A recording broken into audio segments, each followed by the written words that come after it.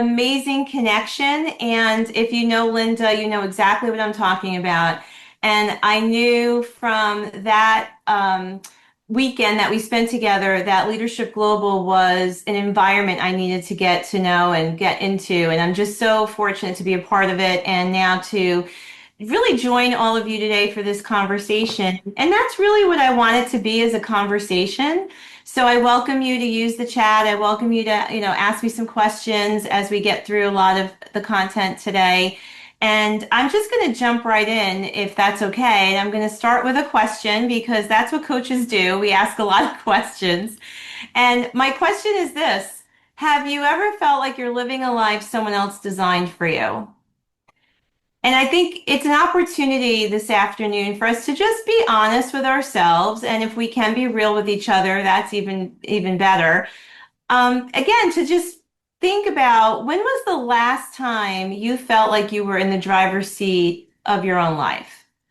Really navigating your career and your life according to your values, according to the vision you have for yourself, where things felt purposeful and in control, where what you were doing meant something, and where it was bringing you joy, where it wasn't just about success, but it was about significance. And if something feels off, if you can relate to this today, I want to say this right away. Life didn't go wrong. You just stopped checking in with yourself. And you may be operating from an older version of yourself. You may even be operating from a life that you've outgrown just a little bit. So, my name is Anna Gibbs, and usually what comes after an introduction like that is a lot of titles, right? And you heard that beautiful introduction from Linda. And again, I'm really honored to be here with you and to share some time with you today. And if I was to start to give you some more of those titles or descriptions, I am an executive leadership coach. I am also an author, which is exciting to say. I am a speaker, a podcast host, a CEO, a business leader. I'm also a wife, a mom, a grandma. They call me Gigi. And I am a sister, a friend, a world traveler, and a lover of good food and good conversations. So, these are all the things that make us who we are. And these are all the experiences that we carry with us throughout our lives. And I can also identify with some other titles too, and you might as well, like problem solver, fixer, advisor, therapist at times, right? How many of you can relate? You can put something in the chat that says, I hear you. I get it. And listen, I am proud of all of it. I am proud of the life I've built.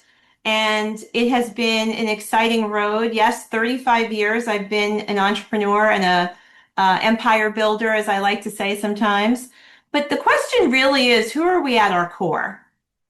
Without all of the relationships and titles and roles and all of the things that we do, who are you at your core?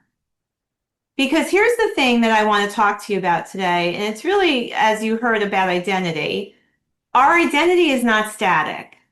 And I think it's a blend of who we have become throughout all of these different phases of our life and our career. And our identity is shaped by all these people around us as well. And here's what I have come to understand: that when life gets loud, when you have a lot of expectations and multiple responsibilities, and all of that starts to increase along with the pace in which you operate, it becomes surprisingly easy to lose touch with who you really are. Excuse me. And I think it is easy to lose touch with that sense of self. And it's not because we don't know who we are, it's because the noise around us starts to drown out our inner voice. And I'm not sure where you are in your own life or career, or where you are in this journey of self-exploration. But I will tell you that over time, for a lot of us, external messages begin to shape our decisions around what is expected without even realizing it. And we begin responding to the world instead of relating to ourselves, especially as leaders and CEOs and founders, when we have a lot of people who require something of us. And this is how identity drift happens. And that's what we're going to talk about today. So I can tell you that something changed in my life, which is what really brought a lot of this into clarity and what really helped me understand more and more how to help women just like me get to their next level, not by examining more about our environment or what was happening externally, but really helping us to go within. And if this presentation, that I'm going to go through with you today is going to feel personal at times, there's a reason for that. And it's because I'm not just here to teach, I'm here to share my own lived experience. I, like so many women who lead, began to operate from old patterns that I didn't stop to question. And I was doing what I'd always done, yet something was off. And there was a moment when I remember thinking, something about this doesn't feel the same anymore. And here's the truth. I'd been working in the same ways I always had, at the same pace, with the same tools, the same strategies, entering what I thought was my next phase of growth with determination and grit, optimism, belief like I'd had before. I was still committed.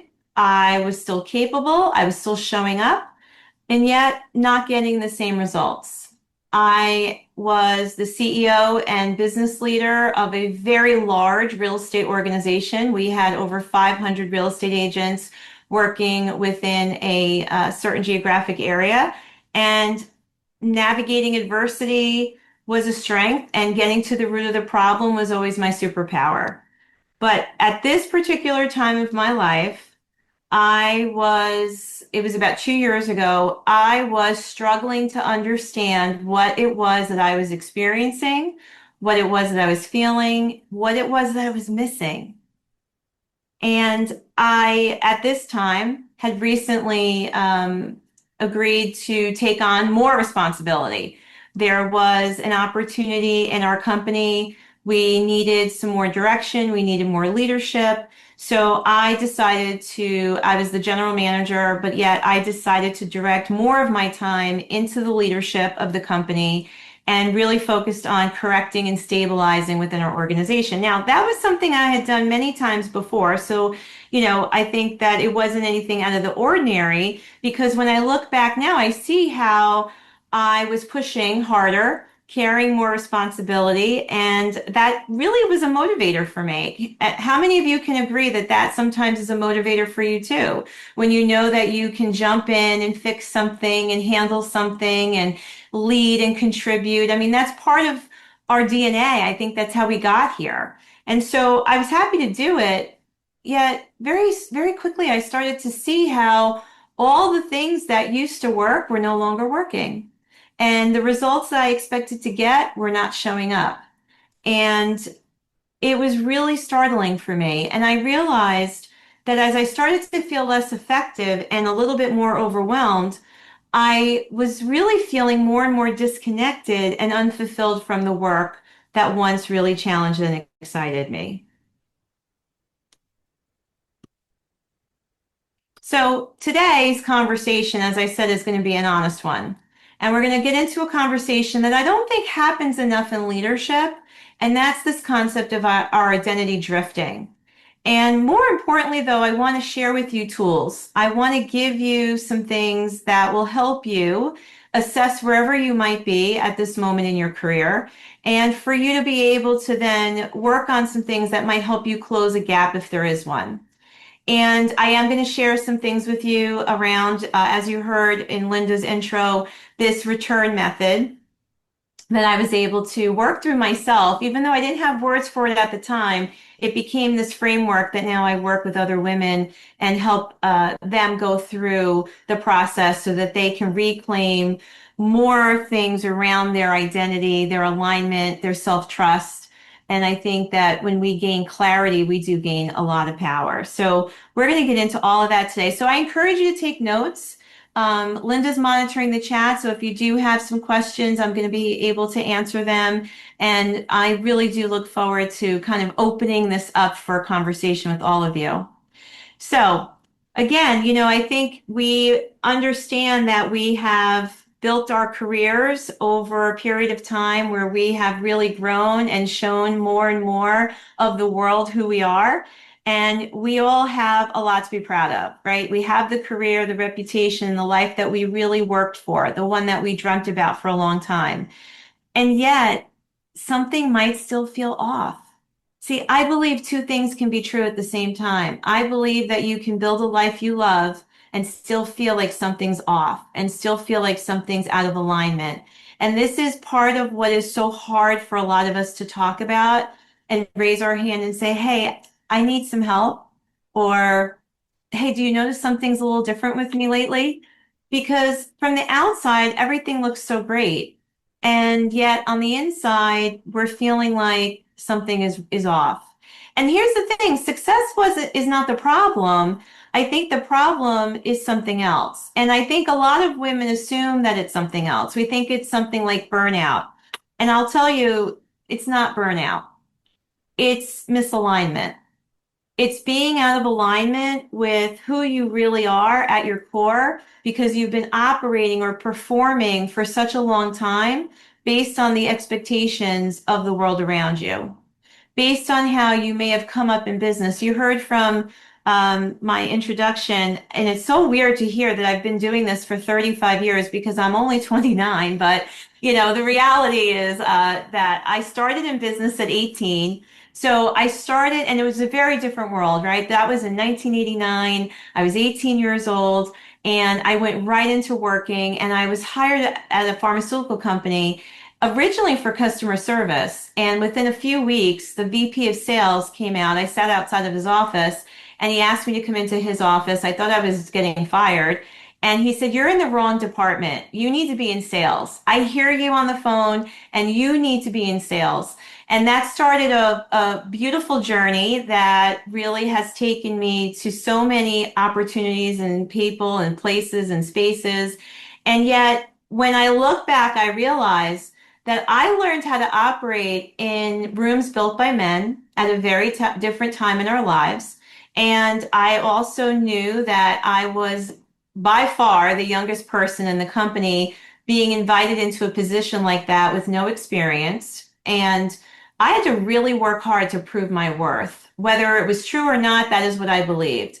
And I was being mentored by, if it's okay to say it, 60, 65-year-old men, right? It was a whole different environment. And I learned how to be aggressive rather than assertive. And all the things that helped me build my career and then start businesses and build businesses and expand territories and recruit and lead and develop people, at some point, you start to take on this energy and this persona of what the environment calls you for, and you don't stop to look around and say, in 2009, is that how I should still operate the way I did in 1989? And in 2020, is that working? And what does the world need of me today in 2026? Or how about this question first? What do I need from me today in 2026? And so all of that is to say, we've all been conditioned. We've all been conditioned. We've all been programmed. We are working through a lot of that every day. And so when I talk about misalignment, this is not a failure. This is not you having done anything wrong.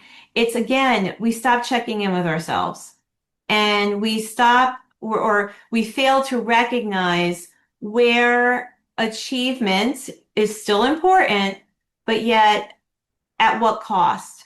And how do we want to work and live? How do we want to achieve? And how do we want to feel in the process? So I'm going to say it here clearly. Ambition is not the problem. I am no less ambitious than I was 35 years ago, yet I will tell you the challenge is not the growth either.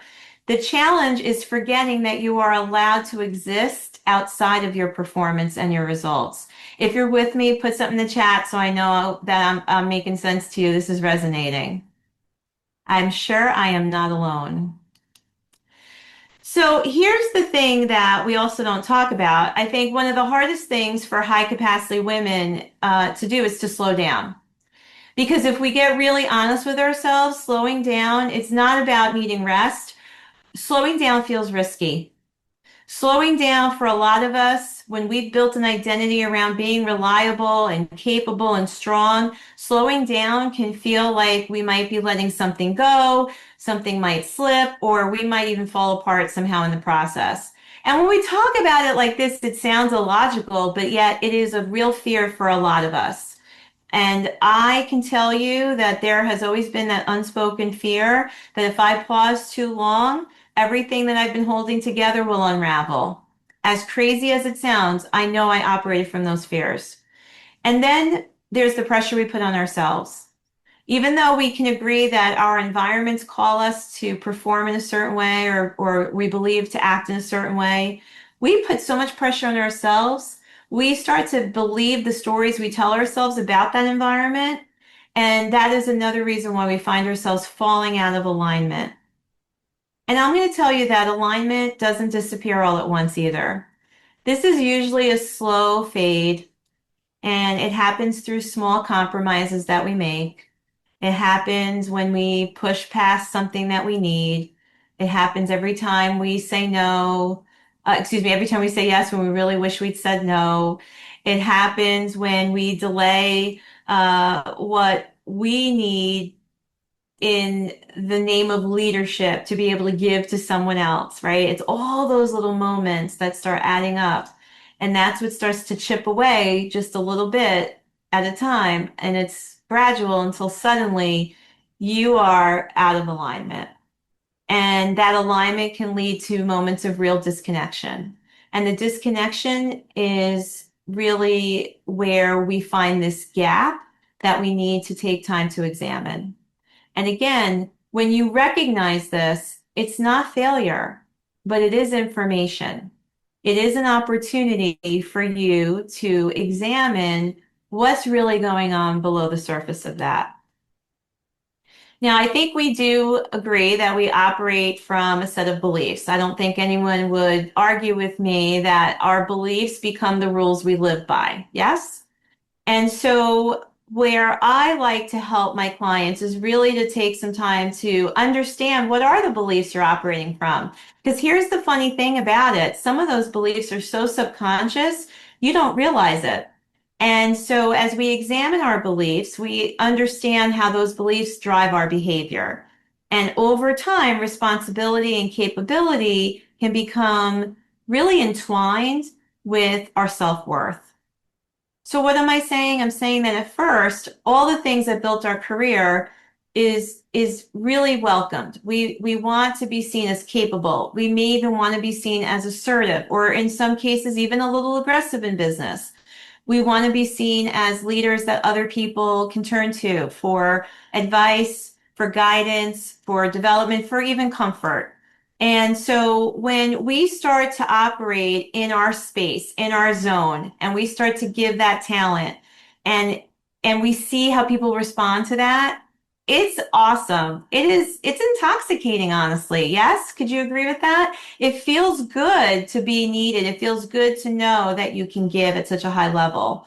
And so for high achievers like us, we like being seen in that light. We like to be seen as responsible and driven. We thrive on being the one who can solve a problem.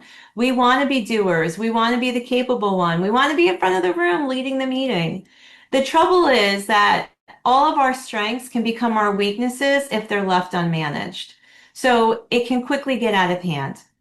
And when being needed starts to feel like proof of value or self-worth, we run the risk of believing we always have to be on and always have to get it right. And then productivity quietly becomes the measuring stick for a good day or a bad day. And the good day or the bad day suddenly becomes the measurement of our self-worth. And that is the work that I want to help women get through. Because I am just like you.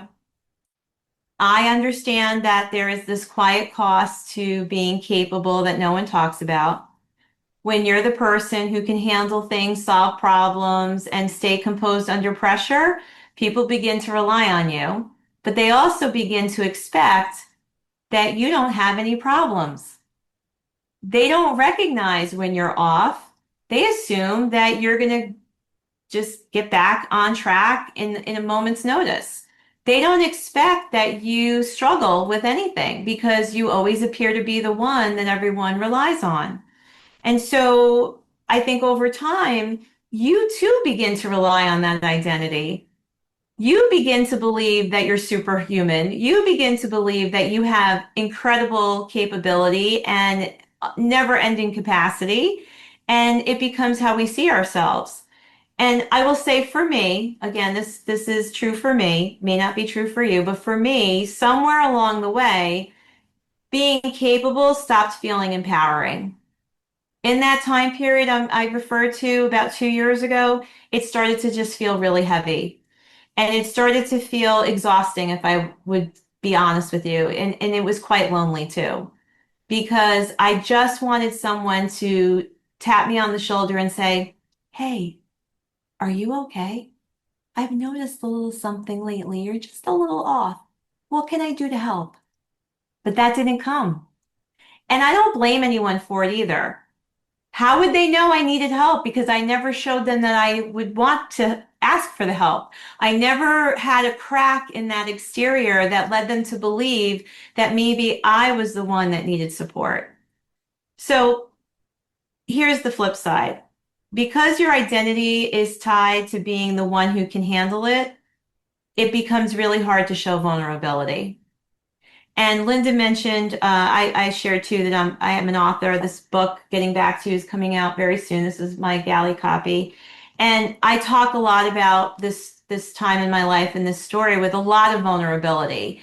And I can tell you there were many times when I would try to hit the backspace and I would edit my own thoughts and edit my own experience because how could I possibly put that out there in a book where now people are going to think that this highly successful businesswoman who's also been a coach for 16 years was falling apart and couldn't figure it out.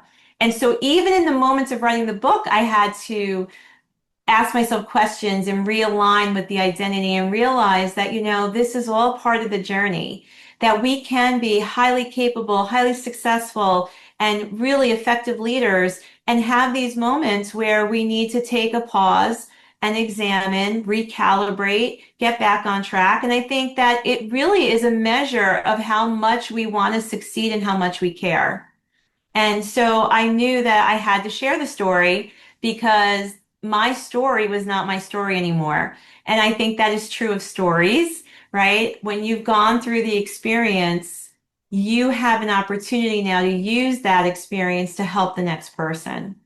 And so I had built a life and a career around being reliable, resilient, and resourceful, like so many of you. And I was struggling with the fact that I couldn't figure this out for myself. But what I've come to also learn is that you can't read the label when you're sitting inside the jar. And that's why we need to be in organizations like leadership Global and have mentors and coaches and advisors, because we're all going to have those moments where we need someone else to help us see it from a different perspective. And that's why I get so excited and passionate whenever I have an opportunity to talk to other women and we all create space where we can be seen and heard and support each other, and really hold space for each other. And so that's what I want to do is kind of move into that conversation with you now. So I'm just going to take a moment to pause in case anyone has any thoughts right now or comments or questions, and I'm happy to answer or just give you a moment to even exhale.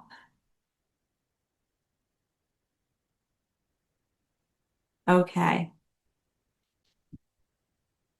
All right, so let's talk about something I've come to call the plateau paradox. And I love giving names to things because I think that's what, connects in our memory. What is this? It's really about understanding the climb that we've all experienced in our own career. And so as you and I explore this, I want you to really think about it in those terms. because we have built a career, a business, and a life, and it required this incredible climb. And we worked hard, we developed our skills, we pushed through challenges, we earned our way to the levels of success. And when we got there, we felt really excited, we felt proud, we celebrated the moment because we had worked hard to build it. Does that sound familiar? Anybody? Yes? And so that feeling is real, and I think it's deserved. And for a long time, what helped you get here sustains you until it just doesn't. Because what happens is while we're moving across the plateau that we don't even realize we're on because we're moving, we feel good about the success, and we're seeing different, growth opportunities occurring in our businesses and in our careers.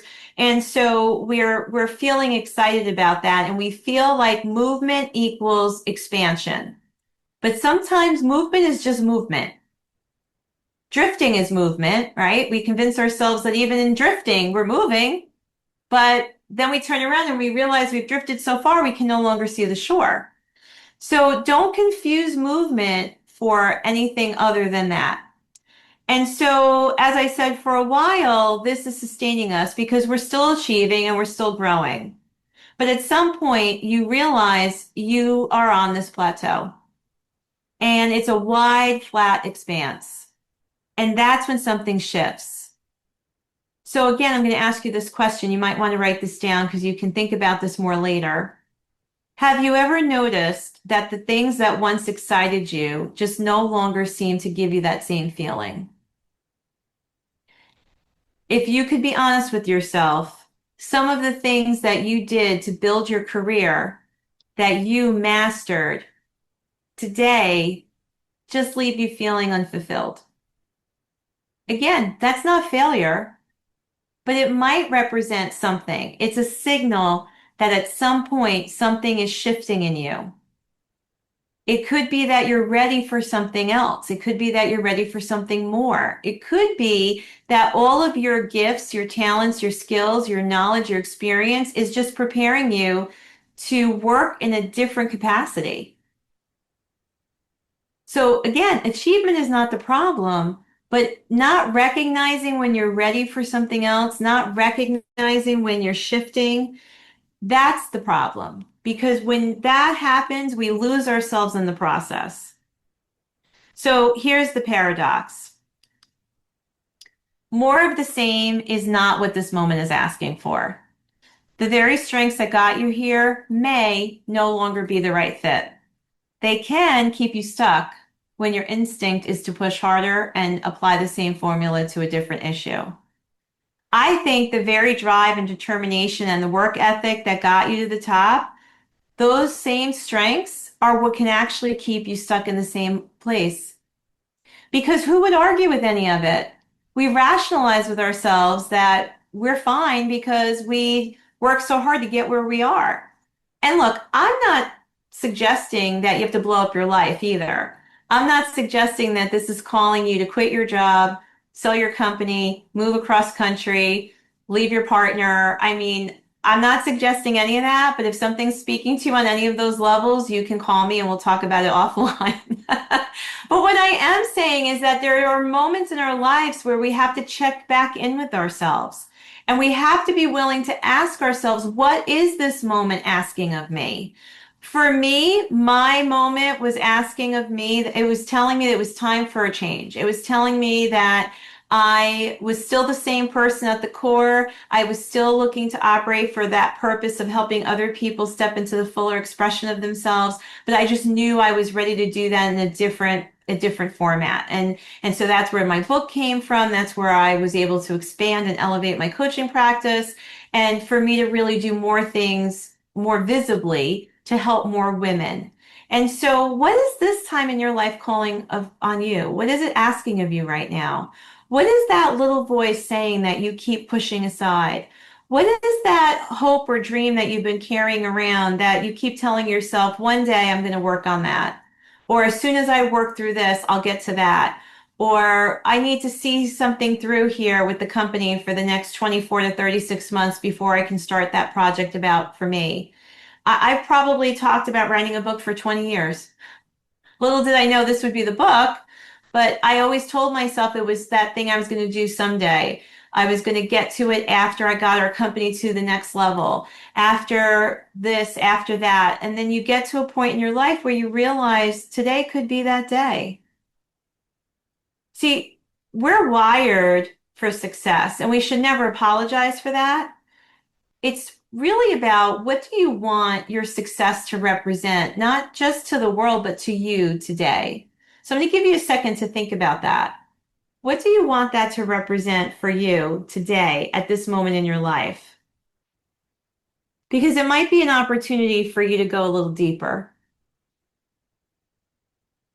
In the book, I talk about growth as not just an opportunity to always do something better. I think that growth is also about evolution, and growth is also an inside job. And so your business or company will grow to the extent that you do.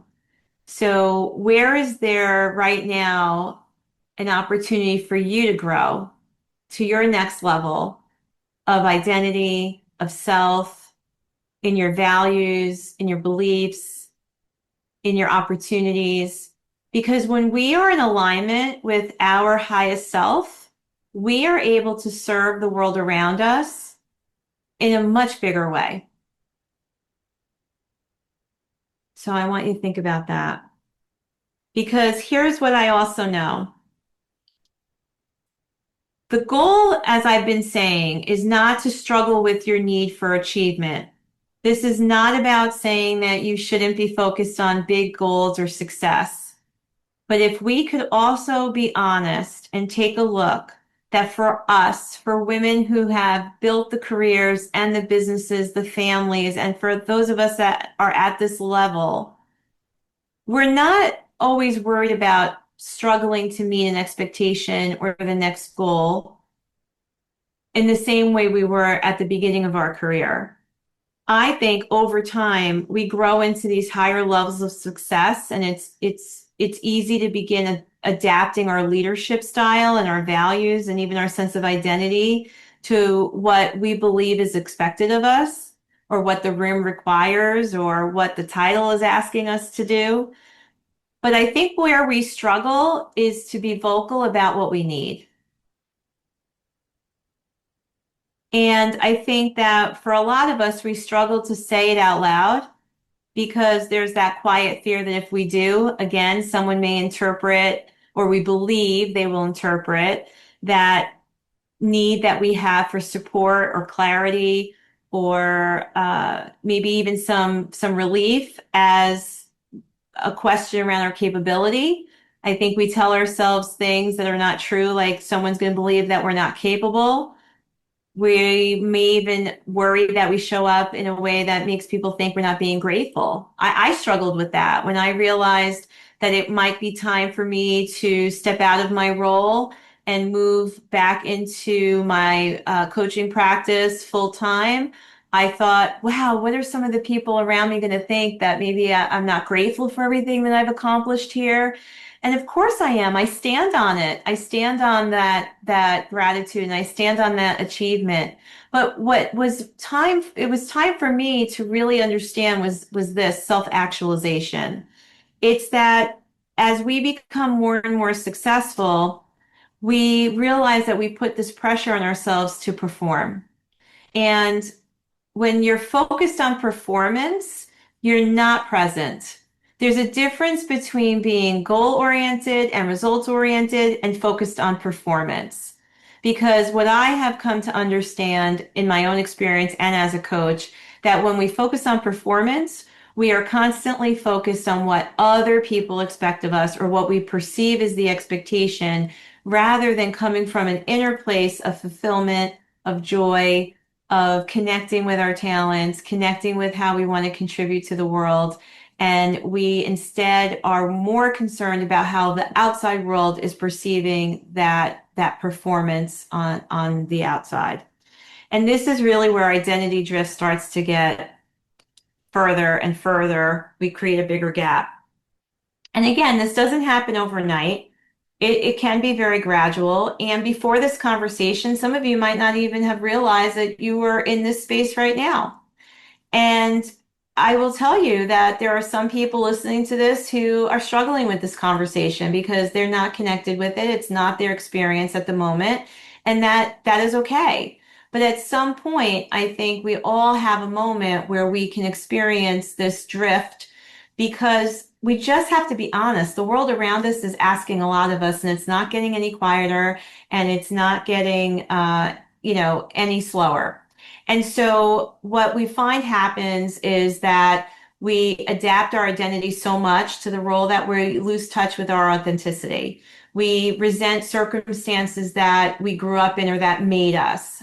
The role we play, the impact we have, all those outcomes we produce start to reflect back to who we believe we are. And we start to just feel very different, very detached from this version of ourselves. And we might even find ourselves acting different in different rooms. And then there's that quiet voice that says, oh, if I could only be more myself. And I guess the real question is, why can't you? So again, I want to reframe this because this is usually where someone starts to think, am I losing my edge? Am I losing some of my confidence? Is that what's really happening when she talks about being out of alignment or drifting from my true self? No. The most successful women I know who have built careers and businesses have built it on their confidence. That's not the problem. I think that what is really the problem is something else that we don't always want to talk about, and I think it's safety. I think that we have to create these conversations, these spaces for these conversations where we feel safe to talk about it, where we understand that, well, here, I'm going to edit myself because here's the problem. When we do start to admit it, it makes us uneasy because we have built a career on having it together. And so we don't want someone again to think that we're losing some spark that we've had all along. And so claiming this can feel very uncomfortable. And I think that when the more visible we are too, the more unsafe it can become. And so that is why I'm on this mission to help women and to really help them understand some of this so that there's language around it. And that is why I wrote the book. And that is why I love to have these conversations and work with women to help them reclaim parts of themselves that they may have lost because I think when we can realign and rediscover what matters to us, that is really when we can step into our next level. You may think that you're consistently moving to your next level, but when you really let go of some of these things that you don't realize are holding you back, you have no idea the beauty ahead of you as you stand fully in that full expression of yourself. So, here's a question that can change everything, and I invite you to write it down. So the question is this, not what do you want to achieve next, but who have you become in the process of achieving what you've already built? If you could take the time to understand and recognize that, you will be able to answer the next question that I have for you, which is this. Are you now living from that version of yourself? Because another conversation I talk a lot about is imposter syndrome. And we've all experienced imposter syndrome at a time in our life or two. And here's what I've come to understand through my research of imposter syndrome. I believe those feelings show up in the space between where you are and where your next level is. It's growth. It's the feeling of your growth. It's the pulling and the pushing and the stretching that has you second guessing and questioning if you're good enough, ready enough, if you're smart enough and capable enough for what is calling you into your next level. And of course you are, or that next level wouldn't even be visible to you. But that is really when you take the time to understand who you've already become in the process of achieving what you've achieved. You can then appreciate it. You can connect with it. You can acknowledge it so that you can move further into alignment because then that next level is right there. Anybody getting excited? So, self-actualization is the goal. That's the yearning that you're feeling. It's not a desire for more things to do. It's not a desire for necessarily more achievement. I think it's deeper than that. I think it's more aligned with that than that. I think it's what is calling you out of performing and into living. So I trust you've heard a lot of things here today, maybe some of which you didn't expect to hear. And what I've come to understand doing this work now for so many years, I've been a professional coach for 16 years, and most business coaching focuses on a typical formula. I built my business on it too. It was you set the goal, you identify the strategy, you build the action steps, and then your coach holds you accountable to it, and then you repeat, right? And for a lot of our goals and for a lot of spaces, that is appropriate. But and I coached like that for years. But what I believe is important to say for so many of us, that isn't the coaching we might need. It isn't the conversation we're looking for. I think what shows up for us as high achieving women who've already built something significant, who's already achieved so much. It's not to say we couldn't benefit from a strategic conversation or having someone take a look at where we are in terms of our goals. But I think there's another conversation that needs to happen because the real barriers we're experiencing are much more internal. And that's the type of conversation or type of coaching that I offer. And so I also want to, as we wrap up here and open up for some questions, I want to refer to something else that is a little bit of a switch to what we've come to understand as the glass ceiling. What if there's this glass ceiling that is more internal? What if the glass ceiling is something that you've put in place? What if there is an opportunity for you to bust through your own beliefs, bust through to your own next level, not because there's a ceiling that someone has put in place for you, but because there's something there for you internally to look at. So I want you to be aware that there can be an inner glass ceiling working in your life too. And then finally, I just want to say again, this is not weakness. This is an opportunity. It is wisdom. It is helping you to look at something that might be very temporary. Even though the gap can feel real, there is a bridge that can be built. And so one of the ways you can do that is I want to share with you a little bit of this return method that I've created. And it's a framework because I think we operate better within frameworks. And so this is the return method. It's a process that can allow all of us to take the time, which I think is the first thing that is important to mention. Sometimes we just don't take enough time for ourselves. Sometimes we're moving so quickly and we're responding to everything happening around us. We'll take time for someone else. We'll take time for a team member. We're going to, advocate for that. We're going to counsel. We want to build good culture within our organizations. We give our time freely to organizations and not-for-profits. And, I love being someone who can do that as a philanthropist and as a giver of my community. And yet, why is it so hard to take a moment for ourselves, to pause, to really go inward and ask some important questions? It's just because we're not wired that way. And that can be another reason why, again, these conversations are so important. And so this is one of the frameworks I work through with a lot of my clients.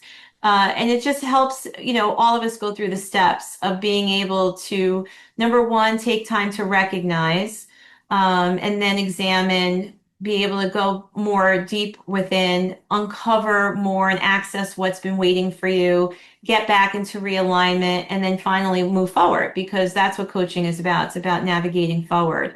And so I just want to talk about the first two today because I know, we don't have a lot of time together. But again, I think with this stage in recognizing it's awareness, and awareness is your greatest gift because you can't fix what you can't face. And so this is where, through a series of questions and prompts that I might give a client, some visualization, and some other possibly assessments, we do a lot of work here to really just get honest about what's happening.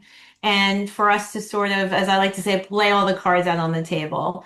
And for you to actually have that time to recognize and not respond all the time, but just recognize and take some inventory and for you to be honest about what's happening. Because until we do that, nothing can really change. And then we can move into the next phase, which is going a little deeper and really without judgment, no blaming, just getting into some radical, honest conversations that I can support someone and guide them through. Uh, you can, work through what's really been holding you back.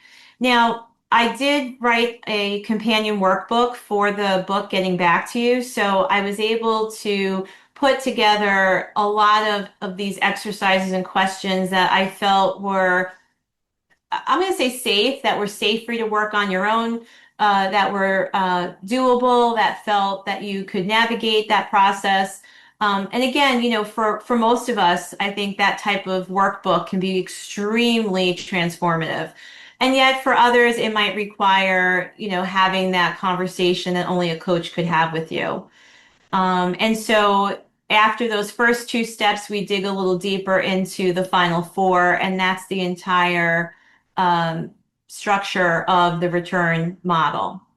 So I'm going to leave you with this thought, and it's the fact that usually we're operating out of one of three places. And the first one is what I call the outgrown oops, sorry. So where we've outgrown something about our identity. And so this is where you might be leading from a version of yourself that, again, you've already outgrown. And it may be that you're operating, as I said earlier, from that part of you that grew up in the business and it just may not be the right fit anymore. So that could be one of the scenarios. It could be where you need to really take that pause and get into some reflection time and understand the patterns that are working around you or in your own thinking or in your own response to things, right? Because the way we respond is just learned behavior. And so as we start to understand that, we can reframe it. So it may be that you just need that time to be more aware, or it could be, that you realize that there's really that big drift. Whatever it is, I mean, there's more than just three scenarios, but right now there may be someone resonating with one of those statements. So just think about where you might be, and more importantly, just take a breath right now because we've talked about a lot of things.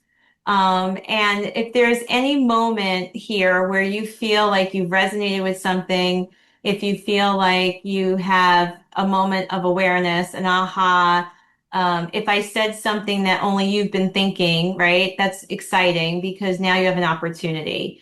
And that's what I call this return point. And it's that moment that you stop moving long enough to ask yourself an important question. We've had a lot of questions in this conversation, and I want you to think about what you might need to work on. And I know that this is being recorded, so you should take time to play it back and process a little bit more. So I guess as we end today, my thought is, what surprised you about this conversation? What surprised you about your response to anything that I said? Did something show up for you that was not expected?